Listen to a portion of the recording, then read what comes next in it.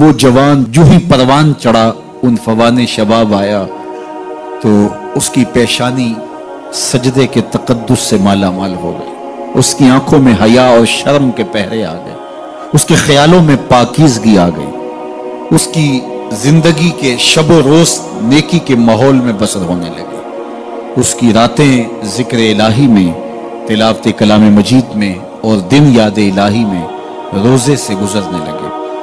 وہ جوان جس کی جوانی اللہ کی عبادت میں گزری، کیونکہ جوانی اگر عبادت میں گزر گئی تو بڑھاپا تو پر نور ہے ہی ہے۔ سب سے مشکل مرحلہ زندگی کا جوانی کا ہے۔ شیطان زیادہ ورغلاتا ہے کسی شخص کو جب وہ جوانی کے مرحلوں سے گزر رہا ہوتا ہے۔ تو جس کی جوانی خیریت کے ساتھ گزر گئی اور اس نے اپنی جوانی کے تقدس کو محفوظ رکھ کے منزل تک پہنچا لیا، اپنی عصمت کے جوہر کی حفاظت کی، اپنی آبرو کو لٹنے نہیں دیا، اپنی آنکھوں کی شرم و حیا پر پہرے بٹھائے اور آنکھ کو برباد نہیں ہونے دیا اور اپنی زندگی کے تقدس کا پہرا دیا، تو جو جوان اپنی جوانی کو خیریت کے ساتھ گزار گیا۔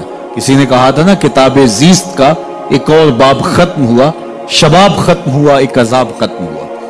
تو جوانی جس کی منزل تک پہنچ گئی خیریت کے ساتھ، عافیت کے سائے میں، مشکل تو بڑا ہے جوانی کو منزل تک لے جانا، خیریت کے ساتھ داغدار نہ ہونے دینا، جوانی کے تقدس کو رسوا نہ ہونے دینا، عصمت کے جوہر پہ کالک نہ لگنے دینا، خواہشات کو غالب نہ آنے دینا۔ آسان کام تو نہیں ہے، مشکل کام ہے، لیکن اگر کوئی مشکل کاٹ گیا، جوانی کے تھوڑے سے ایام میں گزار گیا۔ اللہ اکبر۔ حضرت شیخ ختلی کہتے ہیں، داتا گنج بخش علی حجویری علیہ رحمہ کے مرشد ہیں، الدنیا یوم ولنا فیہا صوم۔ وہ کہتے ہیں دنیا ایک دن ہے، ہم روزہ رکھ کے گزار رہے ہیں۔ تو روزہ رکھ کے سارا دن گزر ہی جاتا ہے، دوپہر بھی آتی ہے گزر جاتی ہے، اور عصر کا وقت بھی آتا ہے گزر جاتا ہے، کھانے کا وقت بھی آتا ہے، چائے کا وقت بھی آتا ہے، سب کچھ ہوتا ہے لیکن گزر جاتا ہے، افطار تک بندہ پہنچ جاتا ہے۔ جس نے زندگی روزے کی طرح گزار دی، جس نے جوانی روزہ رکھ کے گزار دی، خواہشات کو بے قابو نہیں ہونے دیا، مشکل کام تھا لیکن اس نے مشکل کام کر دکھایا۔ اجر کتنا بڑا ہے، سنیے اللہ کے محبوب کی زبان سے سنیے۔ حضور نے ارشاد فرمایا جو سیدنا ابو ہریرہ کے ذریعے سے ہمارے تک پہنچا، فرمایا قیامت کے دن جب سورج کا رخ سیدھا ہوگا، زمین تانبے کی ہوگی، لوگ پسینے میں شرابور ہوں گے، کوئی ٹخنوں تک پسینے میں، کوئی گھٹنوں تک، کوئی کمر تک، کسی کو پسینے کی لگام دی جائے گی، اور وہ پسینہ ایسے نہیں ہوگا جس طرح یہ پسینہ ہے، اتنا گرم ہوگا۔ ابن رجب حنبلی کہتے ہیں اس پسینے کا ایک قطرہ اگر احد پہاڑ پہ ڈال دیا جائے تو وہ پگھل جائے، اتنا گرم ہوگا، بدبودار اتنا ہوگا، ایک قطرہ دنیا پہ ڈال دیا جائے، انسان کیا جانوروں کے دماغ بھی پھٹ جائے، اس پسینے میں لوگ شرابور ہوں گے۔ لیکن جس نے اپنی جوانی کو عافیت سے گزارا ہوگا، کل قیامت کے دن جب کوئی سایہ نہیں ہوگا، اللہ اس جوان پر اپنے عرش کا ٹھنڈا سایہ عطا فرمائے۔ وہ شخص جس کو کسی عورت نے دعوت گناہ دی اور وہ صاحب منصب تھی، صاحب جمال تھی، اور اس نے یہ کہہ کے یہ خواہش، یہ آرزو مسترد کر دی، انی خاف اللہ۔ اسی طرح کوئی عورت ہے تو اس نے اپنے تقدس کی حفاظت کی، اپنی آبرو پہ پہرا دیا اور کسی پیشکش کو ٹھکرا دیا، تو فرمایا قیامت کے دن جب کوئی سایہ نہیں ہوگا، اللہ اسے بھی اپنے عرش کا ٹھنڈا سایہ دے گا۔ کیسا سخت دن ہوگا، اور وہ کس اعزاز میں ہوگا، کس تکریم میں ہوگا۔ یہ تو 4 دن 10-20 سال ہیں، اور وہ 50,000 سال کا ایک دن۔ پھر اس کو اللہ کا شکر ادا کرنا ہوگا کہ اللہ تو نے کتنا کرم کیا میرے اوپر کہ میری جوانی خیریت اور عافیت سے گزری، اور آج اس کا تو کتنا بہتر صلہ مجھ کو دے دے۔ تمام انبیاء کی طرف سے جو ماضی میں گزرے ہیں، ایک ضرب المثل کے طور پہ بات موجود ہے، اور یہ بات میرے اور آپ کے آقا مولا نے ہمیں پہنچائی، اور وہ یہ کہ اذا لم تستحی فاصنع ما شئت، جب تیرے میں حیا باقی نہ رہے تو جو چاہے کر۔ چونکہ حیا مانے ہوگا نا یہ بڑا ہے، حیا مانے ہوگا کہ یہ ماں ہے اور یہ بات میں نے نہیں کہنی، حیا روکے گا کہ یہ باپ ہے، اس کے سامنے یہ کام نہیں کرنا، حیا روکے گا کہ یہ میرے رسول صلی اللہ علیہ وسلم کی طرف سے ممانعت ہے اور میں حضور علیہ السلام کا سامنا کل قیامت کے دن کرنا ہے، حیا روکے گا کہ یہ میرے رب کا فرمان ہے اور کیا میرا اللہ مجھے دیکھ نہیں رہا؟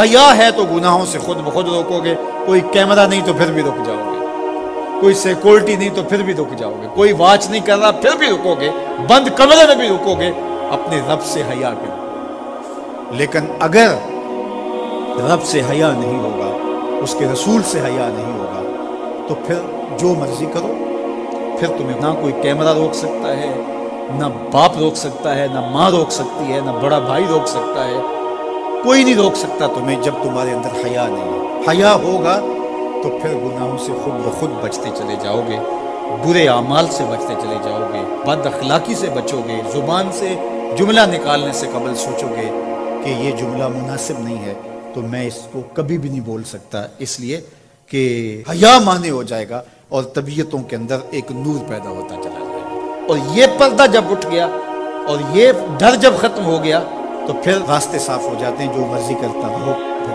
کوئی پرواہ نہیں ہوتی ہے۔ مدینہ المنورہ میں صحابہ تشریف فرما تھے کہ ایک خاتون گزرے، سیاہ رنگت، حبشی نژاد، تو ایک صحابی فرمانے لگے اگر جنتی خاتون دیکھنی ہے تو یہ خاتون ہے۔ تو پوچھا کہ یہ کیسے؟ کہا ایک دن یہ خاتون حضور کے پاس آئی اور اس نے کہا حضور مجھے مرگی کے دورے پڑتے ہیں تو میرے لیے دعا کر دیجیے کہ اس مرض سے مجھے نجات ملے۔ تو آقا کریم علیہ السلام نے فرمایا اگر تم کہو تو میں دعا کر دیتا ہوں اور یہ دورے تمہیں نہیں پڑیں گے، اور اگر تم ان پہ صبر کر لو تو میں تمہیں جنت کا وعدہ دوں۔ اب تمہارے ہاتھ میں ہے، جو چاہو کر لو۔ اس خاتون نے بغیر تأمل کے کہا مجھے جنت والا وعدہ قبول ہے، دورے پڑتے رہے کوئی بات نہیں، مجھے جنت والا وعدہ قبول ہے، لیکن حضور ایک کرم میرے پہ فرمائے، وہ یہ کہ جب مجھے دورہ پڑتا ہے تو میں گر پڑتا ہوں، تو گر جانے کی وجہ سے سطر کا خیال نہیں رہتا، ظاہر ہے بے ہوشی ہو جاتی ہے، تو میرے پہ یہ کرم فرمائیے، دعا کیجئے جب میں گروں تو اللہ میرے سطر کی حفاظت کرے۔ تو حضور نے یہ دعا کی۔ اب وہ گرتی تھی لیکن اس کا سطر نہیں پھلتا تھا، اللہ اکبر۔ تو اس کو کتنا خیال تھا اپنے پردے کا، کتنا خیال تھا اپنے سطر کا۔ یہ جمال ہے عورت کا، عورت مستور ہے، عورت کو عورت کہا جاتا ہے، مستور سطر سے ہے، یہ پردے کی چیز ہے۔ اور اللہ جل شانہ نے اوڑھنیاں اوڑھ کر کے رکھنے کی خواتین کو تلقین کی۔ آج جدید مفکرین تو عورت کے ساتھ مسافہ کے راستے بھی نکال رہے ہیں۔ وہ کسی نے کہا تھا یہ عورت کی آزادی نہیں ہے، یہ عورت تک پہنچنے کے لیے مرد آزادی چاہتے ہیں۔ عورت سمجھتی ہے مجھے آزادی مل رہی ہے، یہ تجھے آزادی نہیں دی جا رہی، یہ تیری آبرو کو، تیری عزت کو، تیری ناموس کو تار تار کرنے کے لیے یہ مرد آزادی چاہ رہا ہے، یہ آوارہ لوگ آزادی چاہ رہا ہے۔ تجھے کھلونا بنانا چاہتے ہیں تو کھلونا نہیں ہے، تیرا پردہ تیری ناموس کا محافظ ہے، تیرے برقعے کی ایک ایک سلوٹ تیرے حیا کا پہرا ہے۔